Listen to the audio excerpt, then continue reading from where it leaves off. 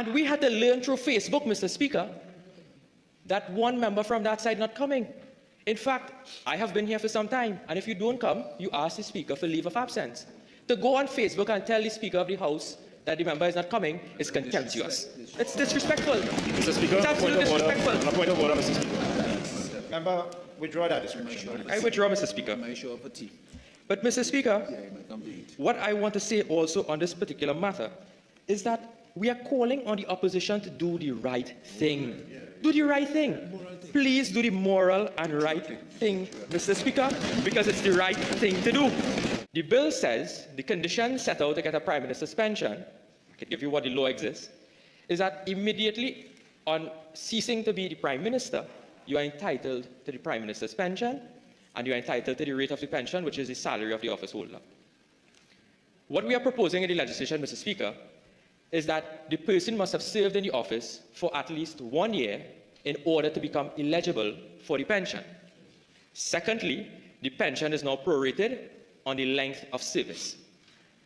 If a member has not served for the 1 year in order to be entitled to a pension, but the member may have served in the cabinet as a minister or a legislator as defined by the law, which is an MP, who is elected, that person will be entitled to a pension under the Retiring Allowance Legislative Services Act.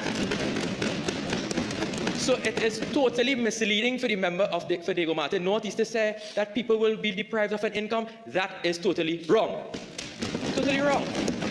So the Prime Minister, or the person who chooses to be Prime Minister, really has an important role. And we on the side are not saying that you deny that office holder of a pension. We are saying that the pension must be reasonable. That's what we are saying.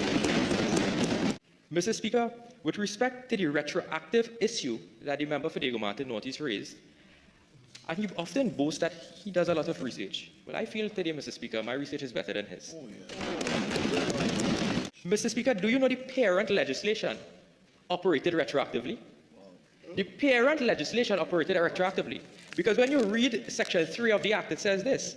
It says every person who having been appointed Prime Minister on or after the 31st day of August 1962 ceases at any time after such appointment to be Prime Minister shall be paid a pension under this Act with effect from the date on which he ceases to be Prime Minister, and subject to subsection 2, the pension shall continue to be paid during the lifetime of that person. So the Act was passed when? 1969, commenced on the 23rd of July 1969, but it applied to the office holder from the 31st of August 1962. It was retroactive. So what we are doing here is not wrong. The Parent Act itself operated retroactively. We must look at the timing. In 1969, there was independence in 1962. We had a Prime Minister, Dr. Eric Williams. But in 1969 to 1970, there was some uprising in the country. That's right. There was the Black Power movement in 1970, but it was progressing during the year 1969. That is why the then Prime Minister ran to the Parliament to now establish a Prime Minister's Pension Act, so that if he was removed in office because of the 1970 incident, he will be well taken care of, Mr. Speaker. So that is the history that was ingrained in the PNM since then, but a UNC government will correct the wrongs of the past, Mr. Speaker. Now, Mr. Speaker, when we look at the entitlement of a Prime Minister's pension, all that has to happen is that the person must cease to become Prime Minister. Okay? He can cease to become Prime Minister because he resigns. We saw that recently.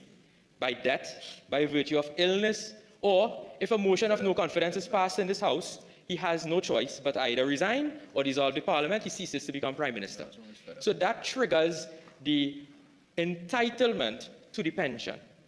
Is there an age limit, Mr. Speaker? No. A Prime Minister can be any age and will be entitled to the pension.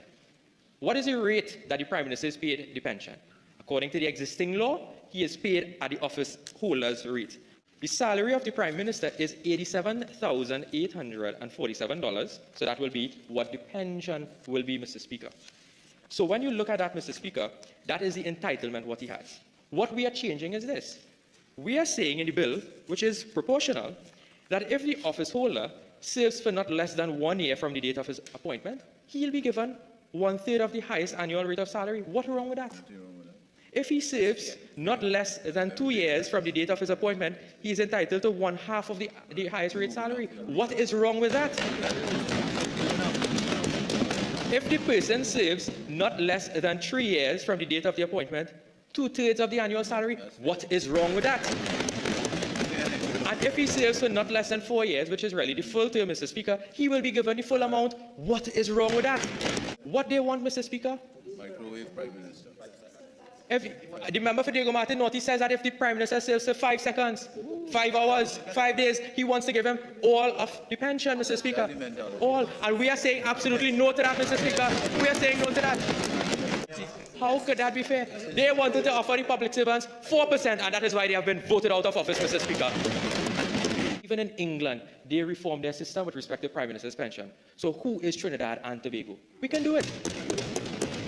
So the Prime Minister in England now falls under the same ministerial scheme as the members of the Cabinet. What's wrong with that? We have to be fair. In the public service, there are several offices that are pensionable, and I want to focus on us right here. Members of Parliament, members of the Cabinet. But, Mr. Speaker, in terms of senators, they are not considered to be legislators and are not entitled to a pension because they don't have portfolio.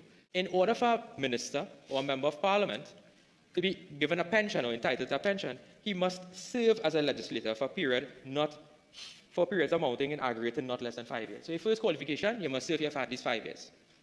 Second, you must cease to become a legislator.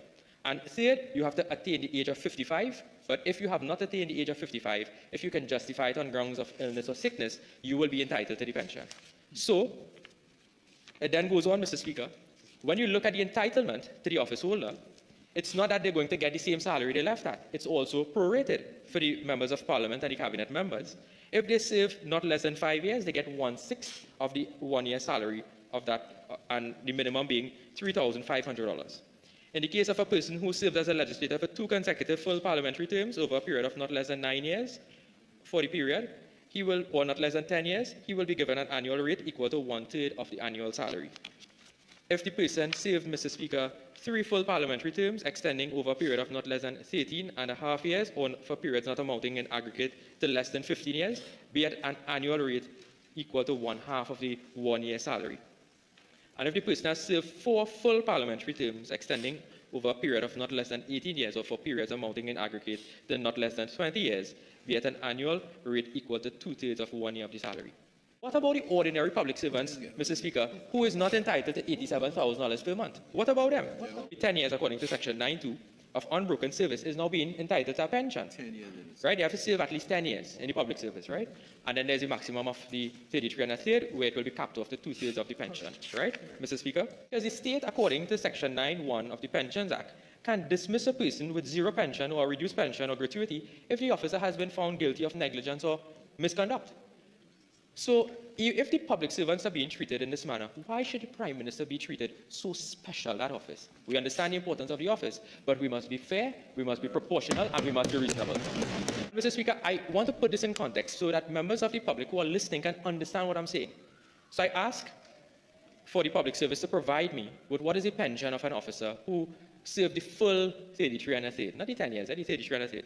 Messenger 1, range 9, the salary is about $5,600. After 30 years service, Mr. Speaker, their pension would have been $2,826, but it's now capped at $3,500.